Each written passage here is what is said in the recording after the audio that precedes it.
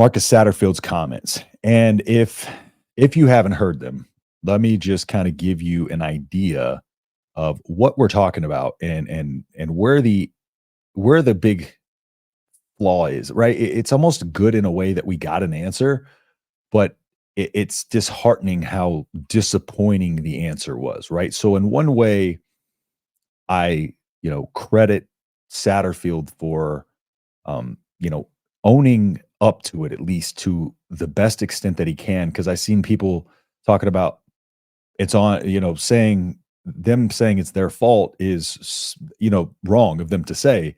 And they're sugar. I don't think that's sugarcoating at all. If that's sugarcoating, then we're in a nightmare scenario. That's not sugarcoated. That is exactly what is going wrong with his offense. And I'm going to pull up his clip here. So let me go ahead and get this up, and then I'll pull it up on the screen for y'all, just in case you missed it for context.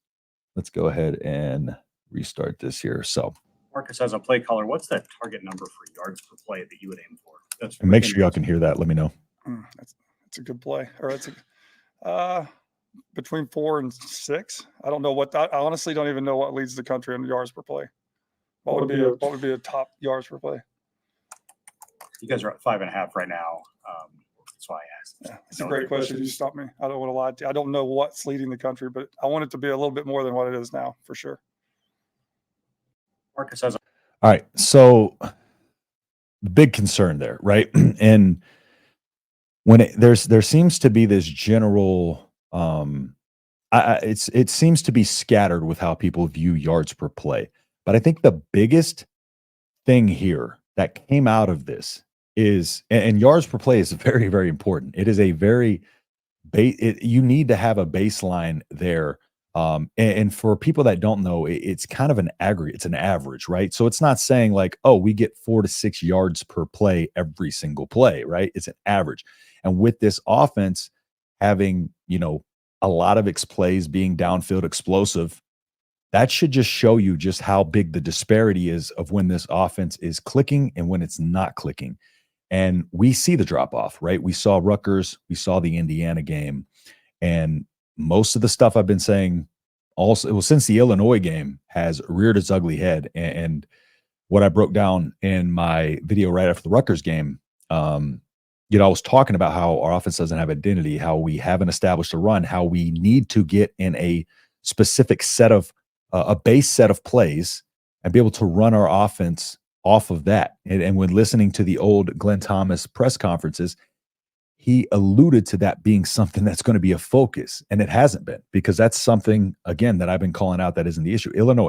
What Illinois did against us, they used the H-back a ton. They went to that set, right? They used that H-back. They motioned them. They flipped different people in there. They ran a lot of concepts off of the same formation and kind of did that throughout the game, and then ran a few set of plays off of that.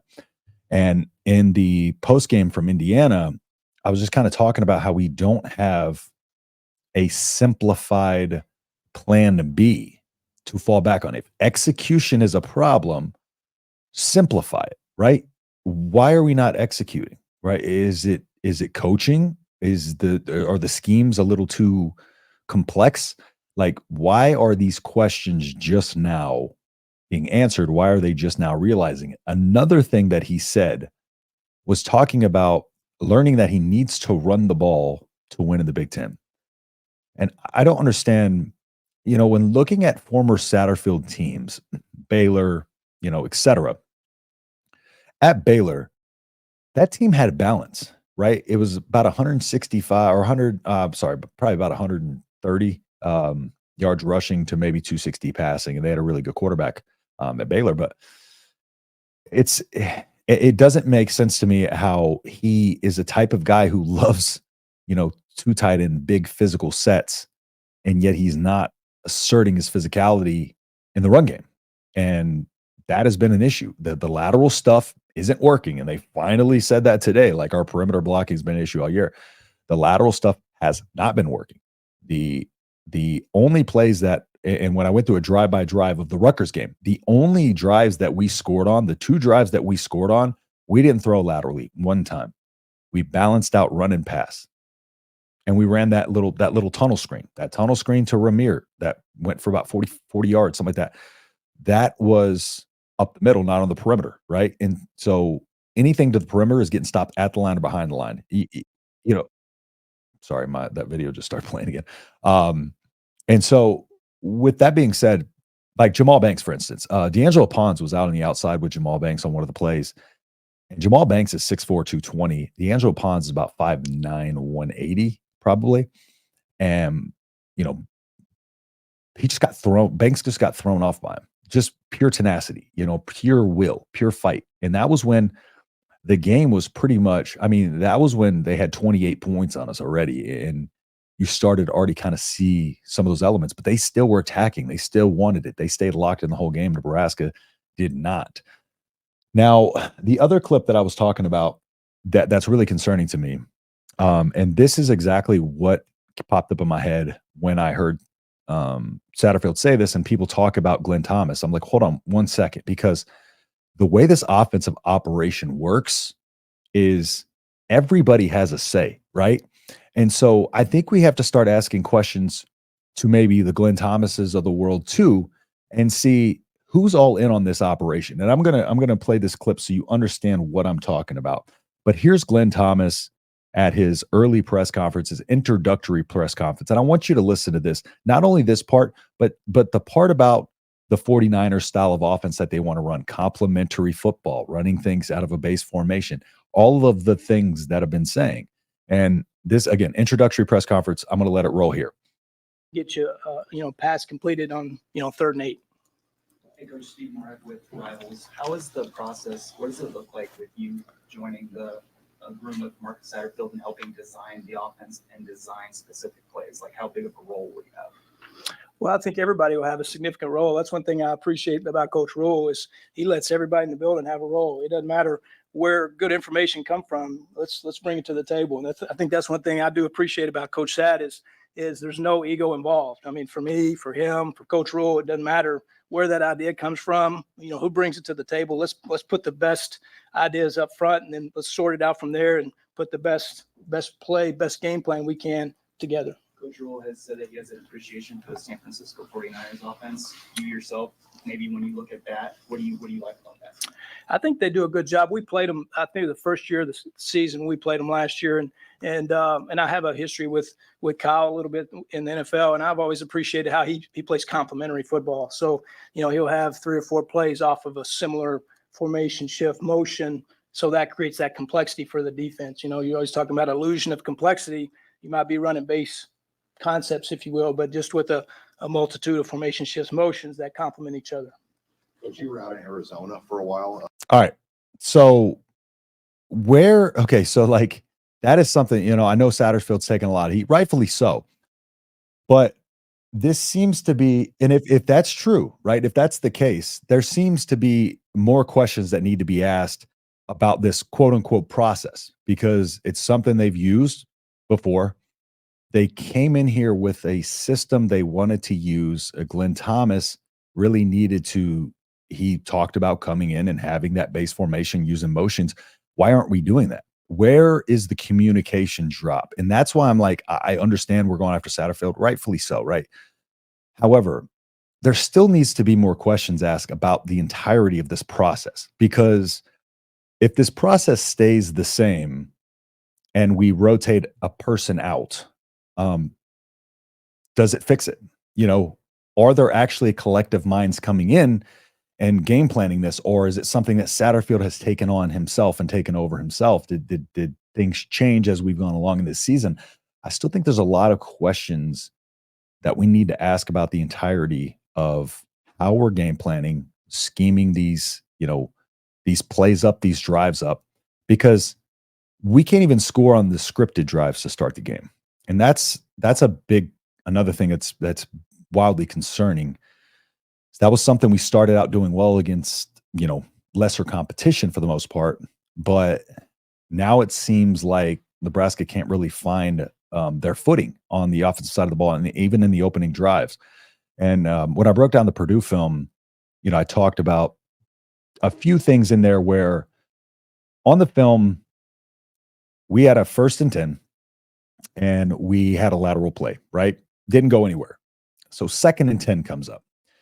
And what do? We have routes just as deep as can be down the field. And I might try to pull the film up to see if I can get this up for y'all. But we have routes 20 yards down the field, 3 routes, 20 yards down the field. They dropped like 7 into coverage, right? All of this stuff is blanketed up on 2nd and 10. So what happens? Raiola has to roll right, takes a hit, has to try to make a play, incomplete. Now we're in 3rd and long, right? A good drive was coming together, and it started with the run, but we got to midfield and we started just trying to throw. And then on 3rd and 10, we try to run this quick slant to Fedoni that wasn't even set up because, we run like an RPO that wasn't even set up with a run. A run pass option needs to be set up pretty well. But now you're in an obvious passing down, right? So there's no rhyme or reason. There's no identity. There's no structure. And again, in a way, it's good to have answers. In another instance, it's disheartening. It really is. But at least we've had somebody to admit there's a problem, because in another clip I had here, this was me talking about that it kind of needs to be recognized. And I'm going to play this a little bit. I clipped this from what I talked about after the Rutgers game. Hold on one second for you. Oops, share screen. Let me get this up. All right. So, and I posted this on X as well, but I'm just going to play it here for you. And I looked the same. I got it on the same shirt and everything. These constant, actually, I have like 18 of these jockey shirts that I just wear because they're comfortable. But anyways, I digress. Developing routes. It seems like we're. Oh, 1 second. BA, appreciate it, man. Thank you so much for the $10. Awesome, man. You're the man. Really appreciate you, BA. And I'm gonna get in some of your comments here too. So I haven't started going through these yet. I was publicly critical of Rule for the first time on my show. I'm frustrated that what he says this offense should be isn't what it is. That's on him as the head coach to step in, or it is just words. 100%. At the end of the day, leadership starts from the top down, and there needs to be somebody who is having meetings or having sit downs with these guys and making sure that they understand the metrics that they need to know. This happens in every job in business, right? You have your KPIs, right? At Amazon, I worked at a crisis management center, global security operations center, where the KPIs were kind of useless there, right? Because all we responded to life safety emergencies with delivery drivers and at the sites and facilities and tractor trailers and stuff. But we were at the mercy of however many emergencies happened. So we couldn't control how many of those came in, but we still tracked it. And they were still like, all right, we gotta get these numbers up. But we're like, we can't control how many calls come in, right? But we still tracked them, even though it was pointless. We still tracked the numbers. For him to not know something as simple as your yards per play. Yeah. And Rule, hopefully this right here forces Rule's hand, because at the same time, we don't know what's going on behind the scenes. But at the same time, you have to think he was kind of probably being a little hands off, letting Sat kind of do this, but might have to put a hand in that if he hasn't been yet. So it'll be interesting to see how he answers some of these questions that he's probably inevitably going to get there. So, BA, thank you so much again for the $10. Much appreciated, man. And y'all be sure to go over and check out his stuff as well. Follow him on X. But let me go ahead and play this a little bit more. We're always throwing to the sticks, right? And I get sometimes we want to throw beyond the sticks, throw to the sticks, but there's also an opportunity here to let our playmakers kind of, throw underneath if it's not there. Throw underneath, let some of our playmakers make a couple moves, get up and get a first down. It doesn't have to all come through the air. You can shorten the average depth of target a little bit and give these guys some more targets across the middle and let them use their playmaking. It seems right now this offense is very all or nothing. And you see it here. The drives that were successful, you didn't see any swing passes, jet sweeps, none of that stuff. You saw one little kind of fake that was perfectly executed. It was like a little tunnel kind of up the middle. So the outside passing game and the passing game in the intermediate to middle of the field needs to get a lot better, and it needs to just be utilized more. I don't think it's the fact that it's not being executed. I just don't think it's being utilized enough. And of course, Nebraska being backed up a lot in the second half and just kind of really not being able to establish that run game. But it didn't seem like they put as much of an effort into trying to establish it as they did in the first quarter. This is what I'm talking about when I talk about the Nebraska offense not having much of an identity, because if we come out running in that first half and we're having success, and then we have another touchdown drive where we're running it pretty well, why do you go away from that? Especially in the second half when you have a lead and you want to try to take some clock. Nebraska and Rutgers almost finished identical in terms of time of possession. So, and that was a 14-0 game at half where Nebraska could have kind of started really establishing that run and wearing them down. I think Nebraska needs to really start to do that and really start to invest in this run. It's a little bit of each play sequencing on each drive seems kind of random on occasion, right? It doesn't seem to be a rhyme or reason behind it. We have really great drives where the plays are executed very well, and then we have drives that stall out left and right, like the ones we saw here. Again, third down has a lot to do with it, right? Nebraska was in a ton of 3rd and longs in the second half. That's another thing. Third down. In the first half, not so much. 5 of 10 converting in the first half. 2 of 9 in the second. Again, Washington had 500 yards, 2 of 12 on 3rd down. Didn't score a bunch of points. Nebraska, last week against Purdue, 200 yards, over 6 on 3rd down. Didn't score a lot of points. Didn't score any points. And then this one, 2 for 9 in the second half against Rutgers. Didn't score any points. Okay, so 3rd down is very, very important, but it's what leads us up to 3rd down that is putting us in a good or bad position. So this is a team that really needs to stay ahead of the chains, because this wasn't supposed to be a season where Raiola puts everything on his back. And he took some shots there, and it seemed like he might have been seeing a little ghost, but that's going to be good for him. I mean, those things are going to help him grow. But yeah, it's something you don't want to see at this point in the season, and it happens. We saw the defense struggle against Illinois, but I said, what's the biggest thing? It's how they respond. I think the end part respond off of that. is what I got today. Defense has been playing exceptional since, and they get better as the game goes along, it seems now. And the offense has a down week this week, right? And I know there's been execution issues throughout the season, but this was an offense that was near last in college football last year.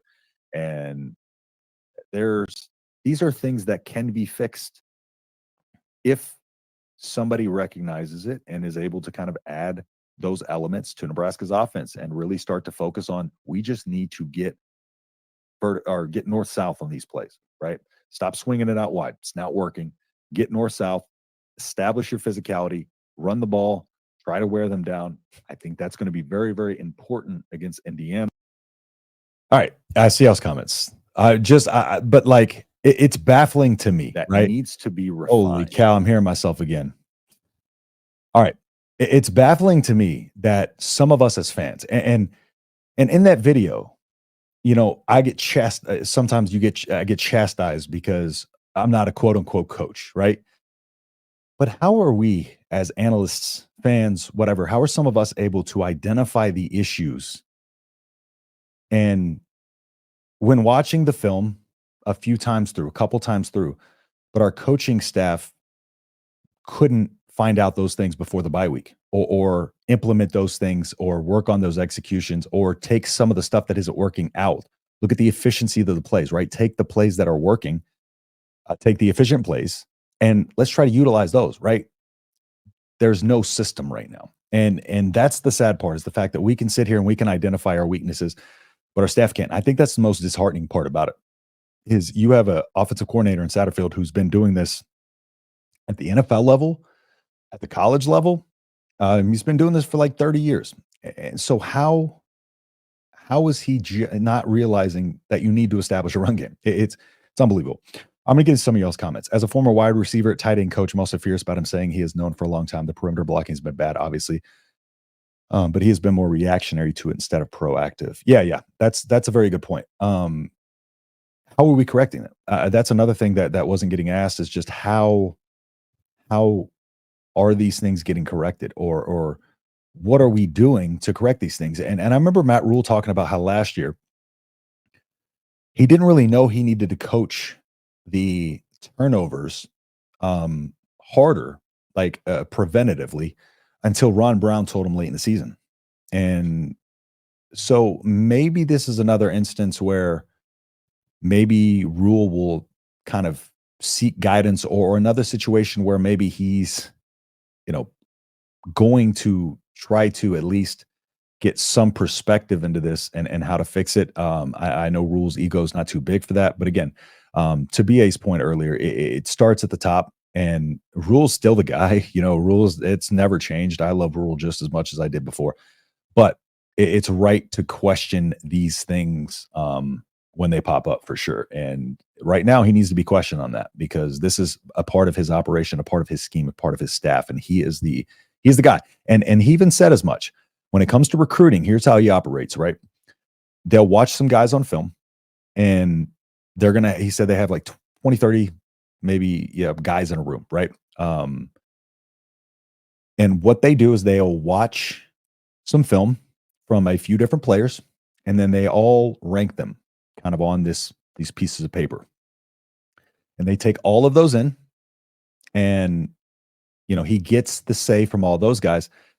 But one thing he said is, this is my team, and I have the final say at the end of the day, right? And that's just with the recruiting part. But if the offensive part is still the same way, where it's like we're getting opinions from here to put together a game plan, then that also has to be on him. It's his football team. And I guarantee you Rule will probably come out and take some responsibility for this. I just think that's in his nature. But sent you a tweet, Justin, why I'm upset with the yards per play discussion. Okay, I'll pull it up in just a second. As a former left tackle in high school, I think there are 3 or 4 assistants who need canned. I love the left tackle. I think you could have said that as not a former left tackle. Also a former punter in high school, fully needs canned too. Love it, Dion. Like we need another reason to be set coming right in front of us. Pardon me for not knowing what the heck that word means, but it's almost like Satterfield, and part of me is like, did he know these things prior but then again, if he knew these things prior, then why didn't anything change in the bye week? So like that's the juxtaposed position here, is because people are like, well, they probably knew these things, they just weren't telling us. They knew these things, then why didn't it get adjusted, right? So there's also a reason to think that maybe they didn't understand this stuff before and are just now realizing it. It's preposterous. But Doogie Howser, wide receiver coach, need to move as well. I'm not too worried about Garrett McGuire at this moment. I think there's bigger fish to fry, but definitely, there are a lot of assistants that need to be looked at. And I don't think firing midseason is the answer still. I said that before. But we're going to need, I was in a wait and see situation when it came to Satterfield. And what I said coming out of last season is, I said, let's see what he does when he has a quarterback and when he has an offense that isn't decimated with injuries, right? And has a quarterback can't throw the ball. Okay, so stepping forward to this year, that's what we get. And we come out early in the season, we look good, right? Look good early in the season, but as time goes on, it seems like other teams are adjusting to Nebraska's offense, and Nebraska is not making the adjustments to readjust. You look at the defense against Illinois, we ran the typical 3-5, right? Against Rutgers, it seems like we had learned from that Illinois game, because against Rutgers, a lot of times we had 4 hands down in the dirt, right? As opposed to just the typical 3-5. And so they made adjustments there, right? Teams adjusted to our defense, so our defense adjusted. And our offense isn't doing that same thing. And it looks like our offense has somewhat been figured out according on the film, just by the way people have been able to do this. And one of the things against Indiana that I pointed out was the biggest key for them against them is to stop their run. And they are a team that utilizes the pass game, explosive plays left and right. But where does it come from for them? Off of their run game. It comes directly from their run game. Going to Indiana, I said the one key to beating them is to stop their run game. Nebraska did not do that from the opening whistle. Didn't do it. And I'm going to get into a couple of plays there to show kind of where our lapses are on the defensive side of the ball, even in the first drive. So how can we expect players to maintain intensity when the play calling is so obviously clueless? Even the military allows for disregarding unlawful orders. Yeah, 100%. And that I think that probably Jamari Butler had the comment. I'm pretty sure it was Jamari after the game about them putting their heads down, right? And kind of in a way alluding that they kind of doubted themselves and almost quit on themselves, right? And part of me wonders, I don't want this to be a situation like it felt like with Scott Frost, where it's like, is the offense, right? Back then it was kind of the offense that needed the defense to help. And the defense wasn't helping. And we started to question, like, are these two, units starting to kind of have friction between each other, right? Because one's not helping the other. And part of me feels like the defense almost has to feel that way to an extent, right? Defense was not good in this game. Don't get me wrong. But when you see your offense constantly sputtering out there, not being able to get you any help, any support, any drives to keep you off the field, that is in a little bit of a way, it's demoralizing as a defense. And it's no excuse. Don't get me wrong. It's no excuse. But look at how tough the defense played against Rutgers. And now we see Rutgers is not the greatest team in the world by any means, but it's still, it's something that needs to be talked about and paid attention to, so it doesn't become that way, and our defense doesn't get down on themselves as well. So Nebraska is dumpster fire. English is a dumpster fire. Don't worry, our dumb fans will still gaslight staff and tells us nothing to worry about. Oh man. Yeah, but it's, I mean, and two, there's this weird thing on Twitter. Our fan base, I will say, our fan base is very, very knowledgeable, right? I love hearing all of the takes from other people on X, on here. Like, I feel like everybody's opinion should be taken, and none of us should be sitting here and saying, dismissing this person or dismissing this person for this, that, and third. But that's also happening, right? It's like people are upset that we're talking about this, right? Or talking about, the issues that came out of this press conference. And then you got other people talking about how almost downplaying it, like it's not that big of a deal, kind of like you're saying. There's nothing to worry about. But and so there's this weird dynamic between the fan base. It's like some people don't want to hear it, and the others, we listen with one ear closed because we want to hear it, but we don't want to hear it at the same time, right? It's tough to hear, but we want to hear it. And at least we got some self-awareness there. But yes, our fan base is very, very weird when it comes to that type of stuff. Absolutely. And just going after each other for somebody else having an opinion. And I think that's the biggest thing is I think we all bring something to the table. Now, a lot of people are just dead wrong, of course, but we can identify those. I might have to sneeze in a second, so bear with me. We can identify those, but it's still, I mean, if we are identifying these things first before the staff is letting us know these issues, then, we're on the right track there. And so, yeah, but there are people who are going to sit there and still tell us there's absolutely nothing to worry about for sure. One thing you'll always get from me, man, I'm always going to tell you straight up. I responded to Indiana fans' comments in the Indiana preview. I was telling them, yeah, I was wrong about y'all, whatever. Like, I don't mind admitting I was wrong. But if things are messed up, you're going to hear it from me. If things are good, you'll hear it from me. So, okay, I'm hyperplectic too, but in you is a mile past your fire. See how the wind blows. Dumpster fire is appropriate since we've been in a fire weather warning recently. It's easy and humble once you accept that you're stupid. Wide receiver, yeah, Garrett McGuire is very young, 25 maybe. I don't even know if he's 26 yet. Wide receiver coach misses practice every Wednesday for Cub Scouts. Players need a coach, not another pal. I think this is true too. This was a lot of the issue with Frost, with not only staff but his players.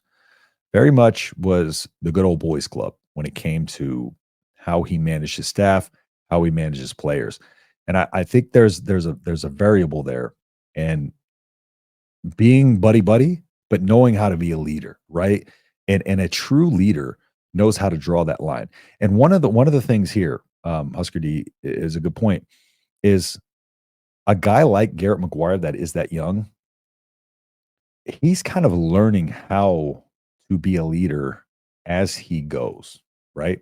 And so that is something that there is something to that, because leadership is something you develop by making mistakes and all that stuff. And so that's why I'm not out on Garrett McGuire just yet. I want to see if he's able to establish kind of that that mentality and that separation of being able to divide work from play, right? And that is one of the things you run into, though, when you have peers that are close to around your same age group. It's very easy to get caught up in that, and you have a lot of strong-willed guys, right? You have a lot of guys who are confident in themselves. These guys were the top guys in their high school, and now they're coming in, and you got a young guy telling them what to do and all that. Like, you got to have backbone. You got to be able to sit there and because we had saw before about how the players kind of hang out in Garrett McGuire's office and stuff like that. And I'm not saying that that's the issue. I'm not saying that I know that's an issue, but I'm saying that is something we need to think about potentially at his age, is just his leadership ability.